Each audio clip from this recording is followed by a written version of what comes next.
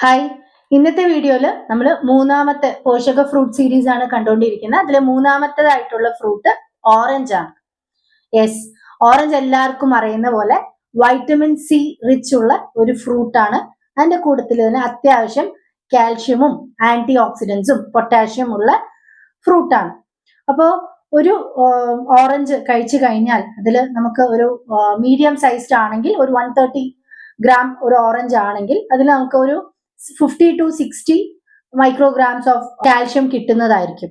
അപ്പൊ അതേപോലെ തന്നെ പൊട്ടാഷ്യം കുറഞ്ഞു വരുന്നവർക്കും ഒരു 150 മൈക്രോഗ്രാം 151 മൈക്രോഗ്രാംസ് ഓഫ് പൊട്ടാഷ്യം കിട്ടും.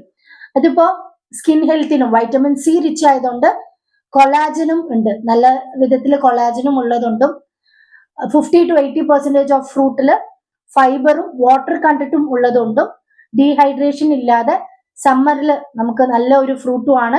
ന്യൂട്രീഷൻ റിച്ച് ഫ്രൂട്ടുമാണ്. സ്കിൻ ഹെൽത്തിനും ഇമ്മ്യൂണിറ്റി കൂട്ടാനും ഹാർട്ട് ഹെൽത്തിനും വളരെ നല്ലതായിട്ടുള്ള ഒരു ഫ്രൂട്ടാണ്. ആസ് വെൽ ആസ് കാൽഷ്യമും തരുന്നുണ്ട്.